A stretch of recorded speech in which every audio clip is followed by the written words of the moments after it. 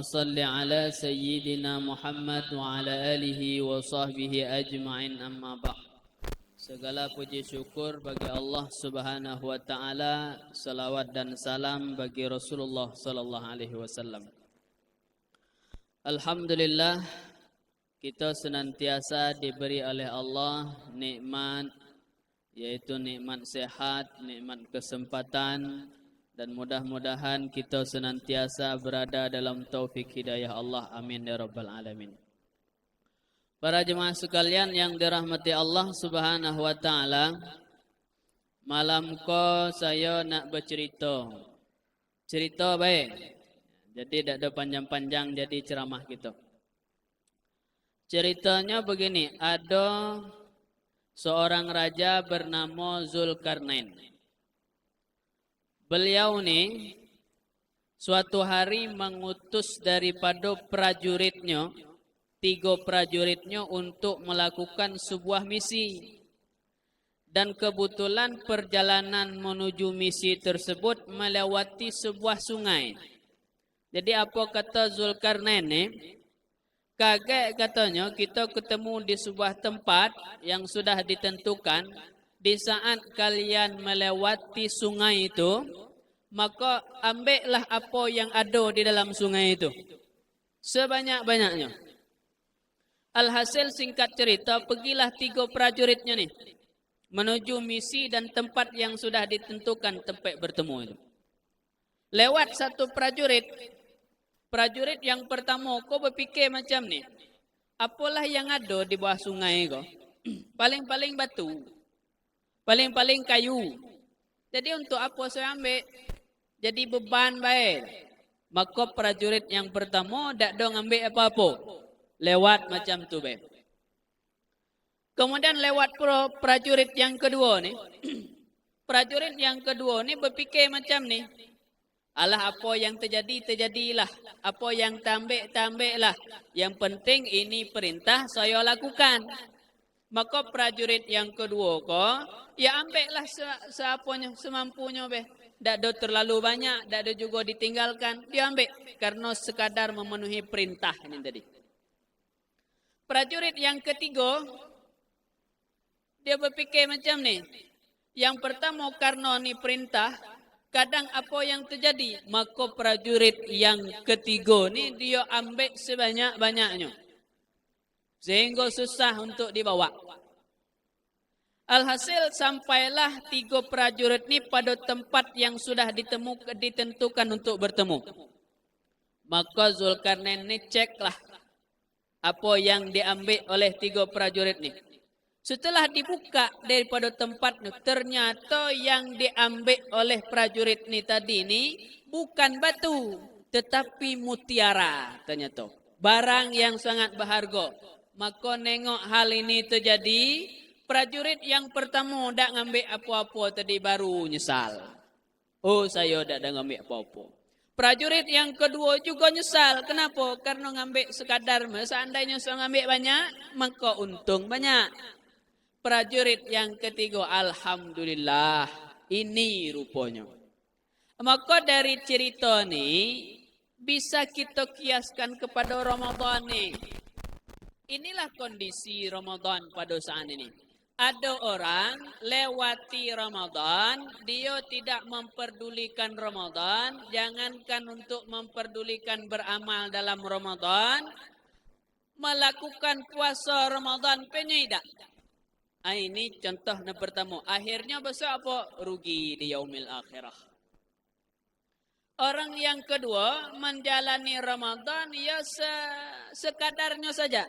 Melakukan yang wajib-wajib. Apa juga yang terjadi juga ada penyesalannya di ujung. Prajurit yang ketiga mempergunakan Ramadan memang seluar biasanya. Menjalani, memenuhi dengan amal soleh. Maka dia mendapat keuntungan yang banyak di yaumil akhirah. Maka oleh karena itu kita ni selagi di bulan Ramadan, kejar lagi itu. Perbanyak lagi itu. Walaupun tinggal 2 hari, 3 hari lagi itu. Tambahkan lagi sedekah kita. Tambahkan lagi ibadah kita. Tambahkan lagi Al-Quran kita. Jangan sia-siakan. Karena ini kaget. akan nampak di yaumil akhirah hasilnya. Kini ya dak nampak pahala tu macam mana.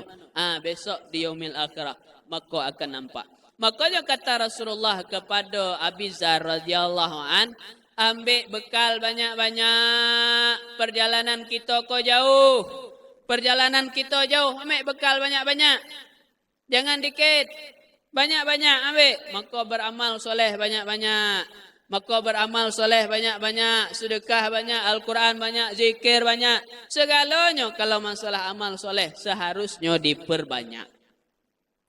Apalagi kalau kita ni ya masalah mati kok tidak ada ketentuan bila mati ni. Kapan mati itu?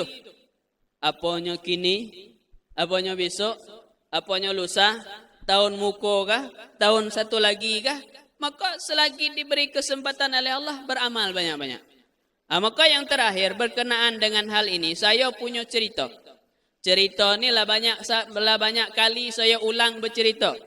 Ibu-ibu lah sudah dengar cerita ni. Ada cerita macam ni. Ada Nabi dekat dengan malaikat maut. Malaikat maut tu jadi kanti. Jadi kanti malaikat maut. Dengan malaikat maut tu bisa diajak ngutar, biasa diajak ngobrol apa segala macam. Entah kalau Pak RT nak cubalah. Ngutar dengan malaikat maut. Apa macam mana?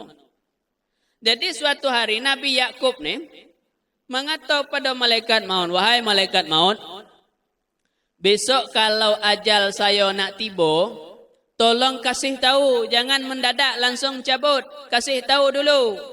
Kata malaikat maut, ya nanti saya kasih tahu. Setelah pertemuan itu, lama tak ketemu, malaikat maut datang bertemu Nabi Yakub. Kata Nabi Yakub, ni nak kena cabut nyawa silaturahmi. Kata malaikat maut, saya nak cabut nyawa. Janji mana?